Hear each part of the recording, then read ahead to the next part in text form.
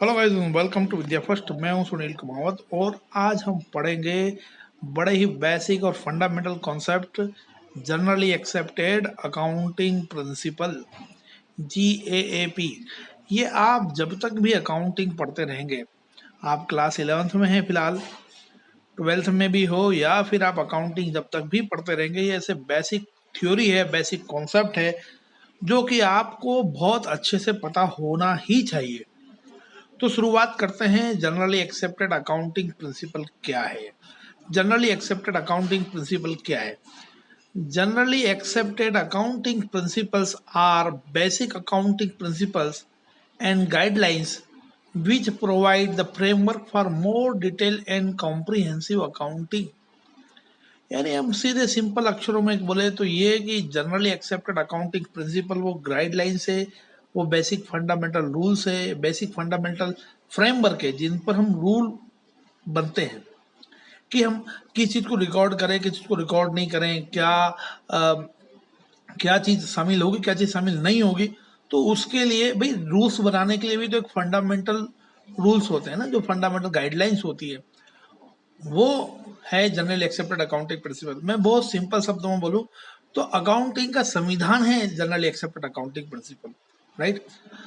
अब मैं आपको कुछ एग्जांपल के थ्रू ये बात समझाऊंगा, पर उससे पहले मैं जनरल सी बात आपको बता दूं सिर्फ जानकारी के लिए कि जो जनरली एक्सेप्टेड अकाउंटिंग प्रिंसिपल्स है, इसमें कुछ एजम्पशन भी शामिल है, कॉन्सेप्ट, कुछ प्रिंसिपल या कन्वेंशन शामिल है और कुछ अकाउंटिंग स्टैंडर्ड भी शामिल है। अब ये इन सबको मिला जुला के हम बोल रहे हैं जनरली एक्सेप्टेड अकाउंटिंग प्रिंसिपल। इनमें से हम जो मतलब कहें कि जो अल्टीमेटली फाइनल जो कॉन्सेप्ट निकल करके आ रहे हैं, जो जो जनरली एक्सेप्टेड है, उन्हीं कॉन्सेप्ट की हम लोग बात कर रहे हैं। अब जैसे कि आप एजम्पशन की बात करें, बिजनेस एंटिटी एजम्पशन है, मनी मेजरमेंट है, गोइंग कंसर्न है, अकाउंटिंग पीरियड है, ड्यूअल एस्पेक्ट है, रियलाइजेशन है, कॉस्ट है, मैचिंग कॉन्सेप्ट है। तो अल्टीमेटली लगभग 9 to 10 हम लोग जनरल एक्सेप्टेड अकाउंटिंग प्रिंसिपल जो है या कॉन्सेप्ट जो है बेसिक, उनको हम लोग डिस्कस करेंगे। खैर, तो शुरुआत करते हैं पहले कॉन्सेप्ट से। पहला कॉन्सेप्ट रहा आपका बिजनेस एंटिटी कॉन्सेप्ट या बिजनेस एंटिटी प्रिंसिपल आप बोल दें। बिजनेस एंटिटी प्रिंसिपल का मतलब ये हुआ कि बिजनेस जो है वो बिल्कुल सेपरेट है from its owner. Business is separate from the owner. Business अलग चीज है और बिजनेस का मालिक अपने आप में अलग चीज है।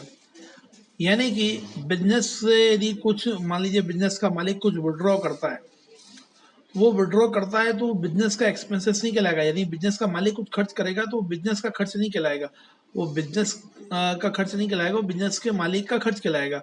यानी कि उसको ड्राइंग की तरह हम लिखेंगे, उसको कंसिडर करेंगे। यानी अल्टीमेटली मेरे कहने का मतलब ये हुआ कि बिजनेस की जो लाइबिलिटीज है, बिजनेस के जो असेट्स है, वो बिजनेस की अपनी खुद की है, बिजनेस का मालिक अपने आप में अलग है। अब जब यदि हम पढ़ रहे हो कि जब हम सोल प्रोप्राइटरशिप की बात करें, तब तो ये बात बहुत ज़्यादा मायने नहीं रखती। लेकिन जब हम जैसे मान लीजिए कोई कंपनी की हम बात करेंगे, तो कंपनी की बात करेंगे तो ये चीज़ ज़्यादा मायने रखती है। मैं ऐसा नहीं कह रहा कि हर टाइप के बिजनेस की अकाउंटिंग में ये कॉन्सेप्ट तो काम करेगा ही करेगा।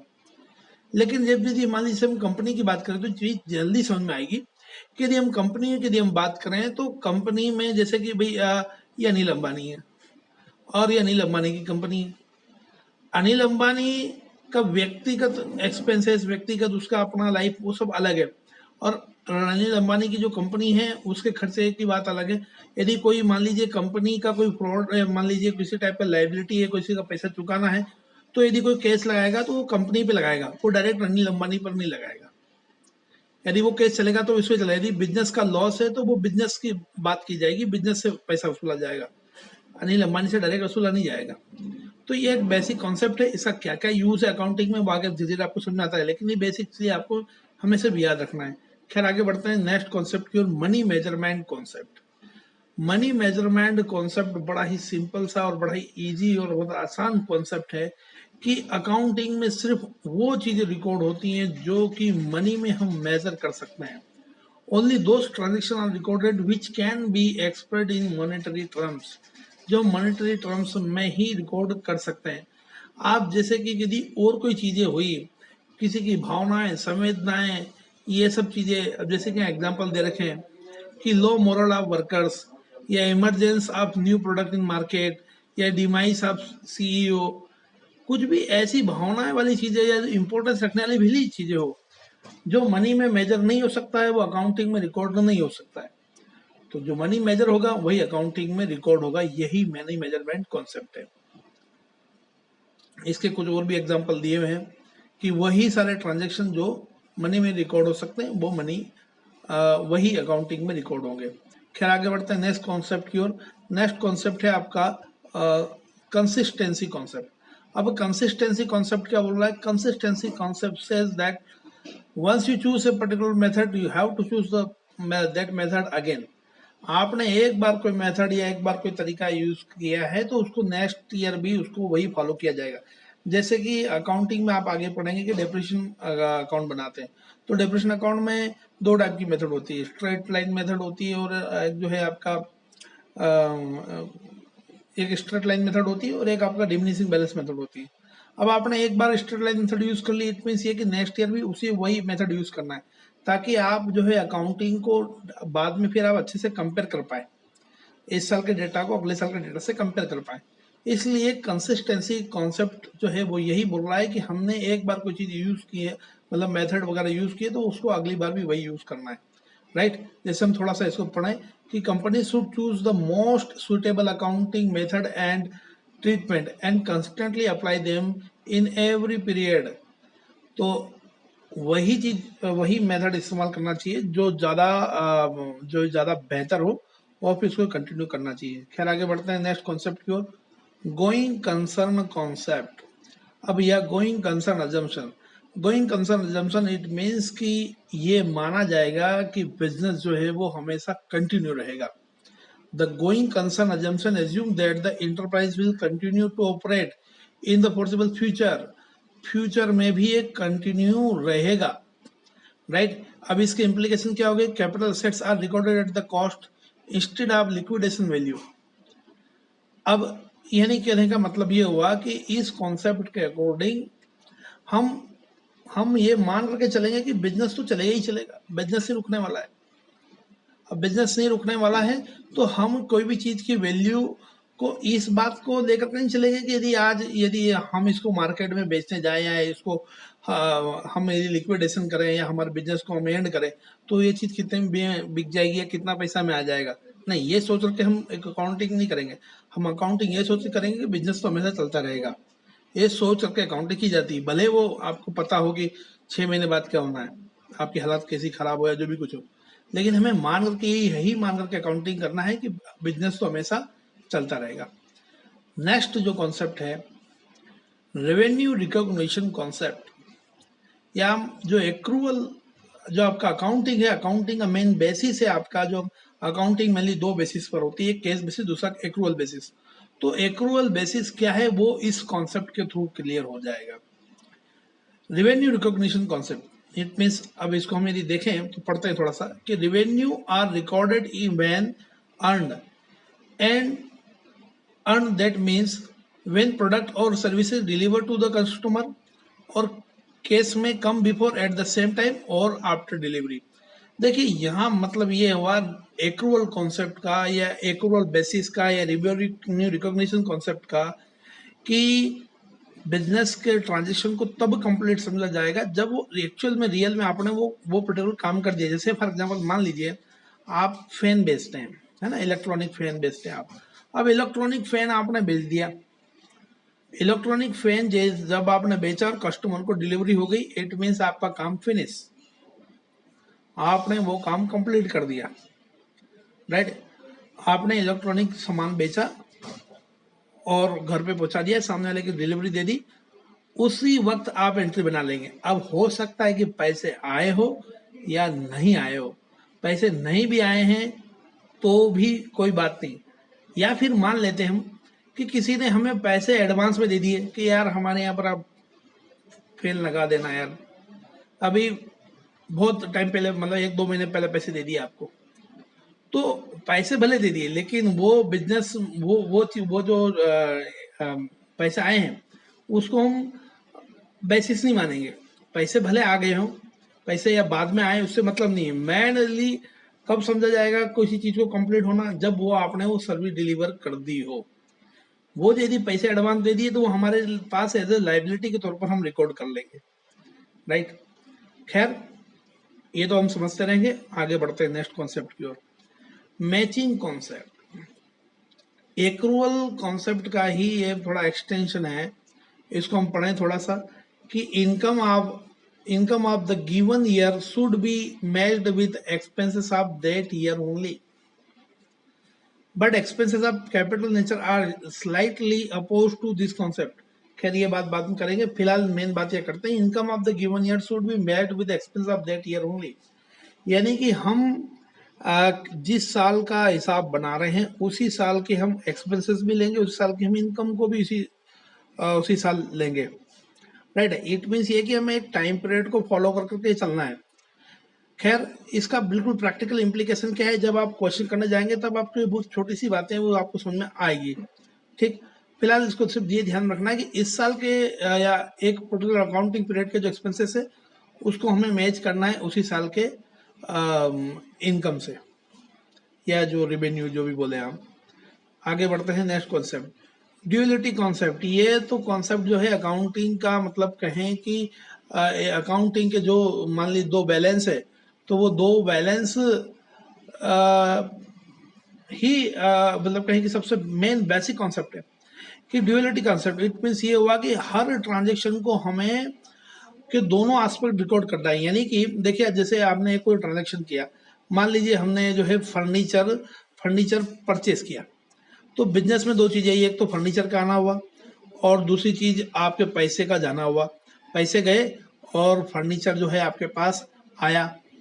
एक चीज जा रही है, दूसरी चीज आ रही है, हम इन दोनों चीजों को रिकॉर्ड करेंगे। यानी कि हर ट्रांजेक्शन के दो एस्पेक्ट होते हैं, या तो कुछ आता है कुछ जाता है, या फिर एसेट बढ़ती है लाइबिलिटी बढ़ती है, कुछ एसेट बढ़ती है तो लाइबिलिटी बढ़ती है। तो हर ट्रांजेक्शन के दो एस्पेक्ट होते हैं और दोनों एस्पेक्ट को रिकॉर्ड करना है। ये हमारे अकाउंटिंग का बेसिक बड़ा ही फंडामेंटल कॉन्सेप्ट है। खैर, आगे बढ़ते हैं। Historical cost concept, historical cost concept मैं बात कर रहा था, जैसे डेप्रिसिएशन की मैं बात कर रहा था, तो वो वाले चैप्टर में आपको बड़ा ये चीज सामने देखने को मिलेगी आपको कि हम कोई भी हमने एसेट्स खरीदी तो उसको हम किस कॉस्ट पर लिखें। अभी फिलहाल जो मार्केट में वैल्यू है उस हिसाब से लिखें, या फिर आपने जब खरीदी है उस हिसाब से लिखें। आपने कोई मशीनरी मान लीजिए आपने खरीदी थी 10 लाख रुपए की, कितने की? 10 लाख रुपए की। अब आज यदि उसको मार्केट में आप सेल करने जाएं तो वो बिक सकती है 5 लाख रुपए की, ठीक। लेकिन आपने ये मशीन मान लीजिए आपने खरीदी थी लगभग 2 साल पहले, तो 1 साल का आपने डेप्रिसिएशन मान लीजिए 1 लाख लगाया। 1 लाख रुपए हम उसकी वैल्यू में कम करते हैं, वैल्यू कम करने को डेप्रिसिएशन बोलते हैं। तो 1 लाख रुपए आपने कम किए, तो 2 साल के आप 2 लाख रुपए कम कर देंगे, तो ये बचा आपका 8 लाख। यानी कि इसकी हमारी बुक वैल्यू है 8 लाख रुपीज, और मार्केट में ये बिक सकती है 5 लाख रुपए की। तो हमें मार्केट वैल्यू से मतलब नहीं है, हम उससे चलेंगे जो हमारी पुरानी जो हमारी बुक वैल्यू चलते आ रही है। हो सकता है कि मार्केट में यही चीज 15 लाख रुपए की क्यों ना बिक रही हो, तो वो 15 लाख रुपए की भी बिक रही हो तो भी हमें वो 15 लाख रिकॉर्ड नहीं करना है, हमें 8 ही लाख रिकॉर्ड करना है। इट मीन्स हम बुक वैल्यू को ही रिकॉर्ड करेंगे, ना कि मार्केट वैल्यू को, ठीक। ये जो हिस्टोरिकल कॉस्ट कॉन्सेप्ट है ये इस बारे में बात करता है। खैर, आगे बात करते हैं, नेक्स्ट कॉन्सेप्ट की बात करते हैं। नेक्स्ट कॉन्सेप्ट है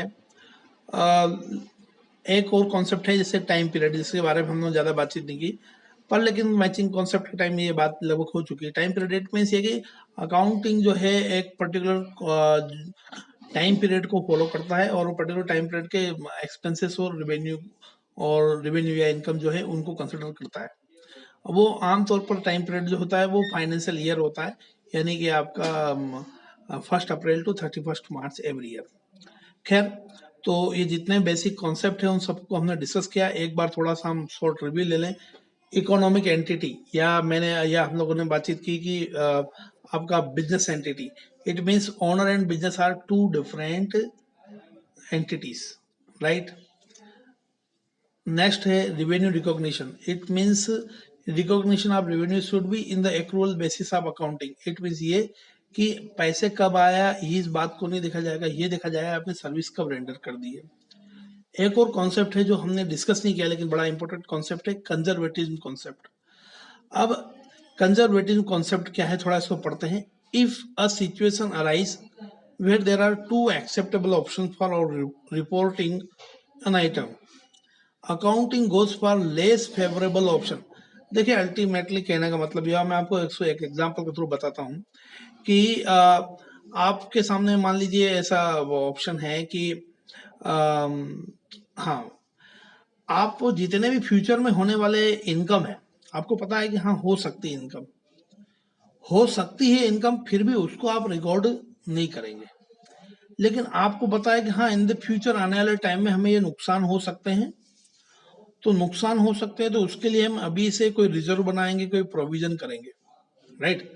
तो फ्यूचर में होने वाले लॉस के लिए हम प्रोविजन जरूर करेंगे, फ्यूचर में होने वाले लॉस के लिए, फ्यूचर में होने वाले खर्चे के लिए हम रिजर्व जरूर बनाएंगे।